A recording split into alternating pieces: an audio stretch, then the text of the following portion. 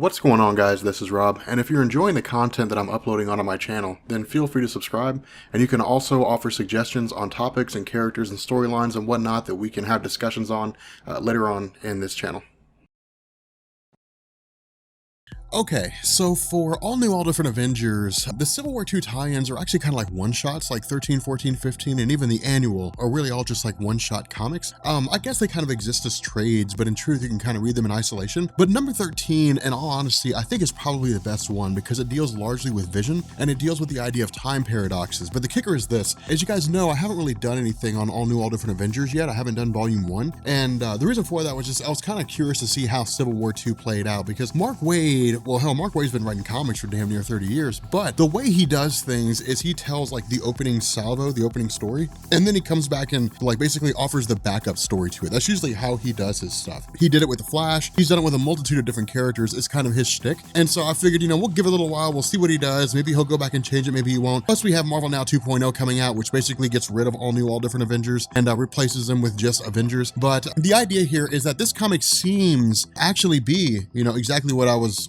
thinking it might be. It seems to actually be this sort of backup feature, or I guess this story that tells how it is that Volume 1 happened. So we're gonna go ahead and throw this out, and then probably the next Avengers story we'll do will be Volume 1 proper. We might just do the other one-shots for Civil War 2, but I digress. Enough rambling. The cool thing about this story, Mark Waid is nothing if not a guy that really knows how to explore these really cool concepts of like consequences. I think he's less, I don't think he's really good with like character dialogue so much as he's cool with like telling us a story with narration, if that makes any sense. But again, this largely focuses on Vision. Now, one thing to keep in mind here is that in Volume 1, the villain Kang the Conqueror had basically shown up in the present day Marvel Universe. The difference here was that where normally there's just Kang the Conqueror, just the guy from the future who shows up, makes life hell for the superheroes for a while, and then leaves. This version of Kang the Conqueror had basically just kind of been split and scattered among the time stream. And so the one in the modern day was a guy named Mr. Griffin, who basically wanted to establish a kingdom for himself, establish a dynasty for himself. And so what this did is it basically, again, allowed the Avengers to go against the sort of,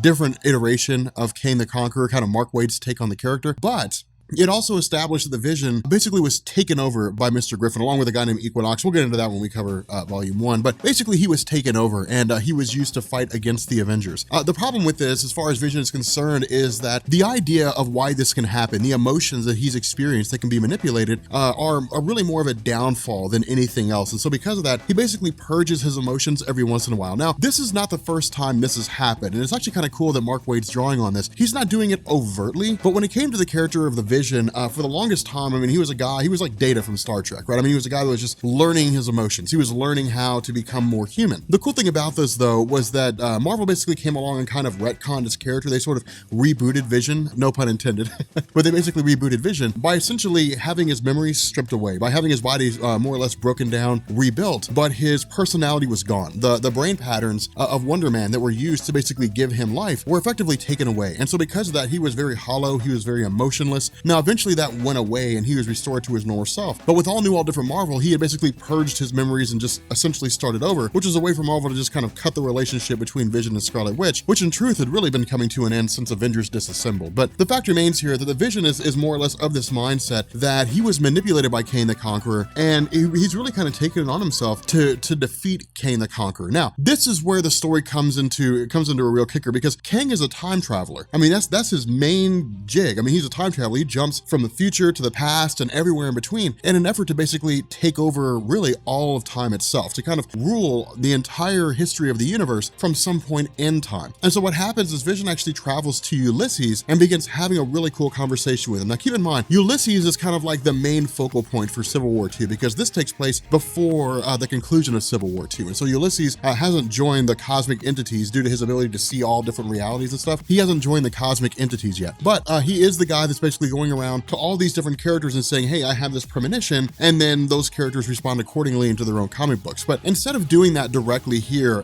Ulysses doesn't really provide Vision with a premonition. Instead, Vision goes to him and says, how do your powers work? How do you cope with knowing how the future is going to turn out? And what do you do with that kind of information? And he even goes as far as to basically ask the question, are you familiar with the idea of basically stopping people before they commit crimes? Really, this sort of, predictive justice. Now, this this is a really, really cool thing. This is why I love Vision's character, because Vision is so much like the Silver Surfer in terms of his character. When Norrin Radd was first made into the Silver Surfer, he lost all semblance of his identity. Over the course of the years, he began to regain it. But when he ran into humanity, he came across this race of people that were contradictory, that, just didn't quite make any sense. Well, I know I can't afford that, but I'm going to buy it anyway. From the Vision's perspective, from the Silver Surfer's perspective, the question would be, well, if you know you can't afford it, then why are you buying it? It's one of those really cool things. The Vision looks at this and says, if you had the ability to stop a crime before it happened, would you do it? Even if the person that you're arresting hadn't actually done anything yet. And the case he brings up is the classic example. Would you kill Hitler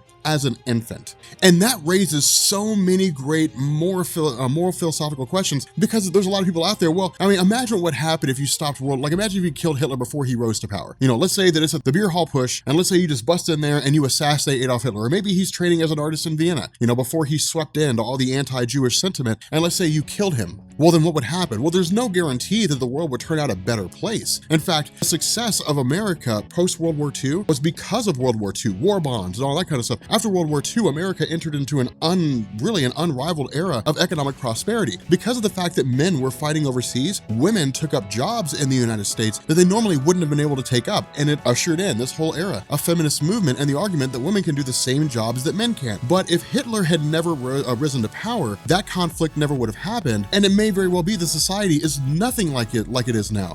The civil rights movement never happened, so minorities have no rights. Women don't have jobs. It would have been a crazy situation, but there's no way to know what would have happened. There's no way to guarantee that the outcome would be what you want it to be. And the Vision recognizes this. The Vision sits down and says, if I go to the birth of Kang the Conqueror and I basically were to kill him, what would happen? Because you got to keep in mind, just taking Kang the Conqueror, for example, let's just take the idea of the villain Apocalypse. All right, let's just take the character of Apocalypse. Now, when Kang the Conqueror went back in time, his idea was to basically go back to the point at which Apocalypse emerged and to capture him for his own uses. If Kang had never done that, Kang would have never ran into these various people, Ozymandias. Apocalypse may never have risen to power. It may have been that because of the actions of Kang the Conqueror, that over the course of Apocalypse's life, he ran into a celestial ship. He basically was able to use celestial technology, and the result was that he became the villain that we all know and love today. Had Kang the Conqueror not gone back in time, that may not have happened. Now, if that hadn't happened, then we wouldn't have had Cable, we wouldn't have Nathan Summers, which means we wouldn't have X-Force, we wouldn't have a lot of these teams that exist, a lot of these events that had unfolded.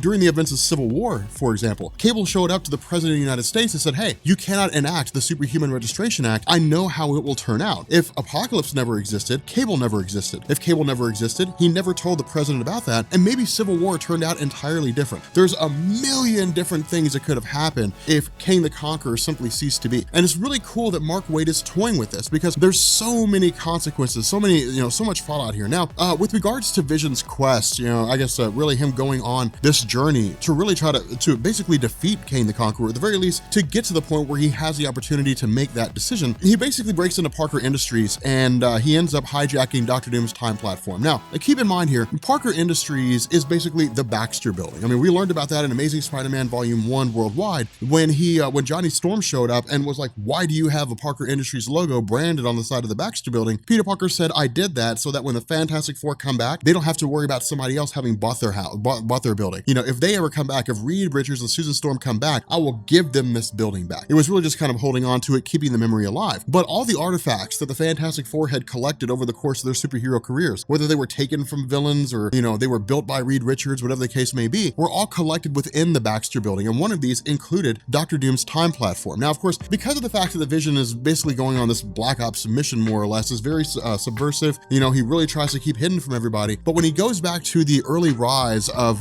Kang the Conqueror, or not really the early rise, but one of the earliest actions of Kang the Conqueror, when he had gone back to the days of ancient Egypt, where he would eventually meet Apocalypse, Vision initially interferes with the idea of either trying to assess the situation, figure out what's going on, potentially even kill Kang the Conqueror. But in the midst of all this, he's basically met by this shadow demon. Now, the cool thing here is that the shadow demon just basically battles him almost every step of the way. But in their conflicts, they basically arrive at the places that Vision needs to be. More specifically, he basically finds the, Kang the Conqueror's time ship, the vessel that he used to travel back to the days of ancient Egypt. Now, of course, Vision looks at the date that, that Kang the Conqueror would most likely travel to, and it ends up being 3022. Now, the reason why this matters is because during the story, The Rise of Apocalypse, after Apocalypse had had basically come to power and had, taken up, really kind of cast out Kang the Conqueror, Kang the Conqueror fled back to 3022. So again, this is Mark Waid basically tying into the existing history, and he's not really leaving a lot of things to continuity errors with regards to the story. But the Vision basically travels back to 3022 and sees Kang the Conqueror, as his younger self, where he's kind of going through learning about time travel, learning about these different things. But again, this shadow demon appears out of nowhere and begins to wreak havoc, even more on the Vision. Now, over the course of their conflict, over the course of their battle, Vision comes to the realization that every time traveler has an artifact of some kind. They have a device that they use to basically anchor them to their own sanity. Different people use different things, but for Kang the Conqueror, he has his helmet, and his helmet literally just like stores all the information from everywhere he's ever been, everywhere that he intends to go to, that kind of thing, so that if he gets lost in the time stream, he can always find his way back. When Vision takes this helmet, while a lot of the future actions of Kang the Conqueror haven't been recorded yet, his birth has been recorded. And so because of that, he basically travels back to the point where Kang the Conqueror is essentially just an infant laying in a crib. Now, this is where Mark Waid begins to get really cool. And this really, I would say the dialogue here is kind of special. It's really something interesting. And this is where Mark Waid gets kind of funny, because when it comes to characters that have, superheroes have like a lot of character, they've got a lot of ambitions, goals, desires, so on and so forth. Mark Waid kind of struggles a little bit. I would say his run of Wally West was probably the exception to the rule in terms of great character development. But when it comes to characters like Vision, who are thinking, cold, who are thinking, in a calculated, logical way, Mark Waid is really good at that. I don't mean to say that Mark Waid's really good at writing characters that have no emotion. I'm just saying that his writing style lends itself to this kind of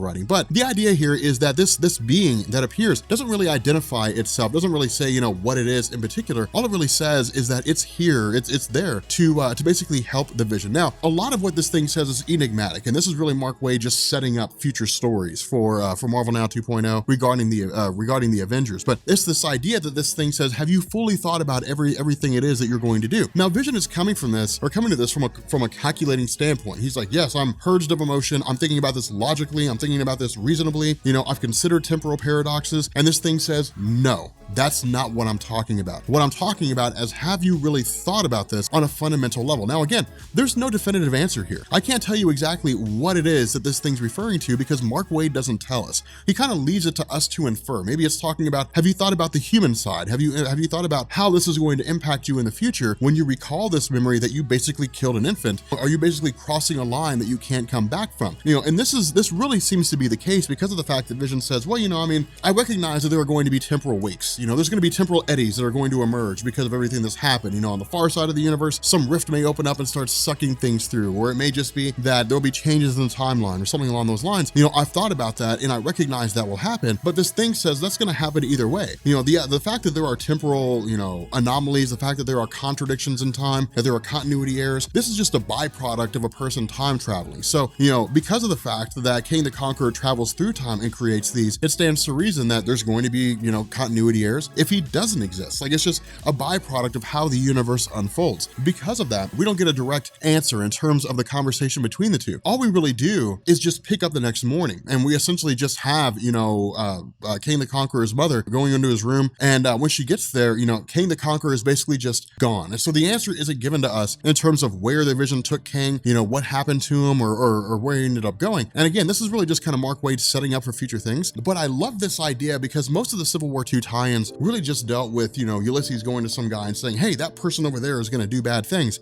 And that superhero responds. It's cookie cutter storytelling. With Mark Waid, it's not how this unfolds. It's this deep philosophical argument of predictive justice. Is it okay for you to keep someone from committing a crime if you know they're going to commit a crime? But if just by virtue of going back in time and stopping them, you've altered the timeline, can you even guarantee they're going to commit that crime now? And so it creates these really, really cool, philosophical questions, these great debates. And I'm kind of curious because I'd like to know your all's responses, but, and try not to be knee jerk. Try to give it some thought. But if you could go back in time and you could kill someone like Adolf Hitler before they rose to power, would you do it? Would you do something like that? Do you know that the future would turn out as well as you think it is? How do you think things would be? I'm kind of curious because I know a lot of you guys really dig those deep thoughts and stuff like that. And so I'm kind of curious where you guys come out with that. But if you guys are new here to Comics Explained, make sure you guys hit the sub button to become part of the Rob Corps. If you guys enjoyed this video, make sure you drop a like, and yeah, I will catch you all later. Peace.